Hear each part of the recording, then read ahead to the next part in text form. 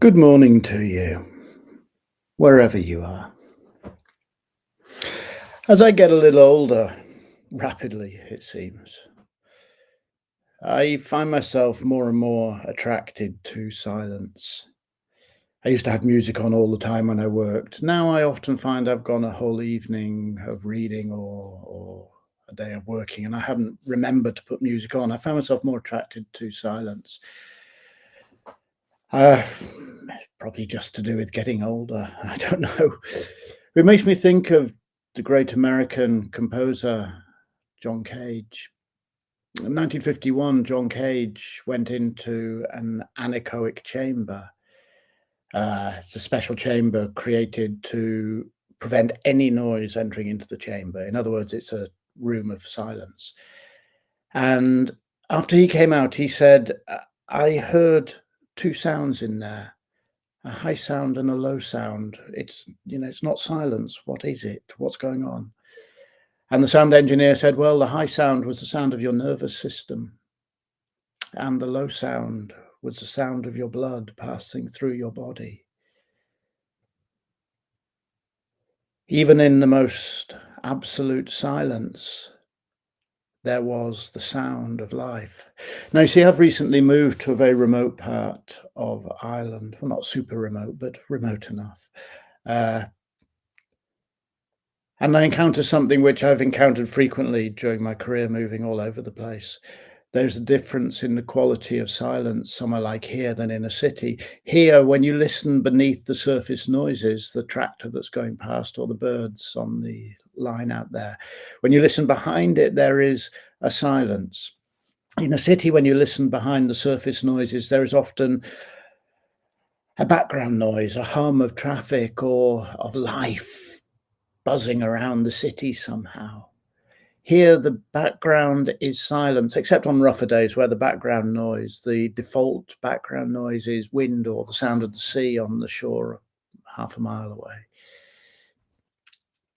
But there is no real silence, because even if everything is completely silent and I listen to my mind is full of a torrent of thoughts. And when I quieten the torrent of thoughts, there is fragments of music or little conversations that seem to be going on in the background somewhere. I don't know who that is, but some part of me is talking to some other part of me. Uh, but John Cage responded to his 1951 visit to the anechoic chamber in 1952 by writing a piece of music called 4 minutes 33, which most of you will know of. It's a piece of music in which the musicians play no notes. They don't do entirely nothing. They actually structure the music. There's part one, then they turn the page of the score. Part two, they turn the page of the score. Part three. But they actually play nothing. The music is whatever can be heard in the environment between the beginning and the end of those 4 minutes and 33 seconds. And people think it's a joke. It's not a joke, but it is brilliantly witty.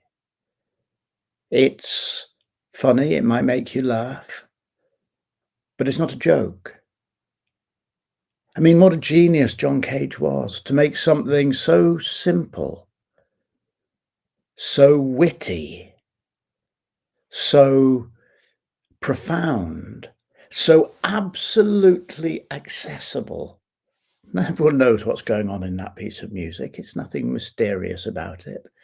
And yet so conceptually complex.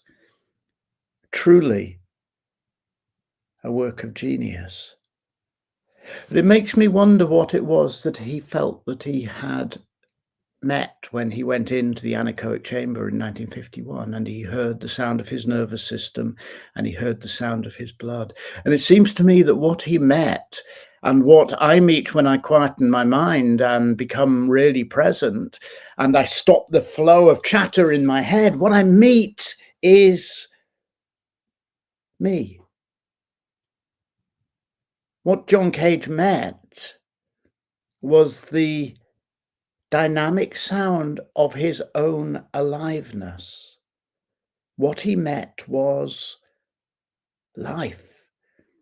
And in 4 minutes 33, you are asked, through the lens of the fact that a piece of music has started and will end, between the beginning and the end, you are asked to encounter life, the life outside, and also your own thoughts, your own reactions, your own humor or contempt or whatever it is you feel for the piece of music.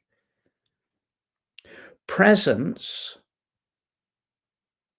is about breaking the circuit of distraction so that for a moment we can encounter ourselves alive in this world now.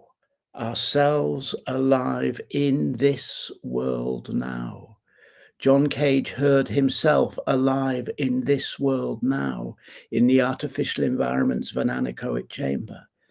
He asked his audiences to do the same within the artificial structure of a piece of music. And you, right now, if you break the torrent of distraction, can encounter yourself alive right now. You can meet someone remarkable,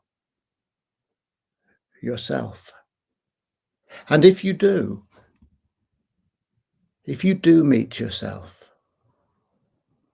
I hope you are overcome with awe at the magnificence of who you are right now, with all your flaws, all your triumphs, all your successes, all your failures. Presence breaks the flow of noise and lets us hear the silence of life that underpins it all. I'm running a workshop on presence in a couple of weeks, 2 weeks tomorrow, which is why my head is very much wrapped around ideas of presence at the moment. There's a link to book a place on that workshop in the comments below this video. It'd be lovely to see you there. Take some time for silence and meet someone amazing.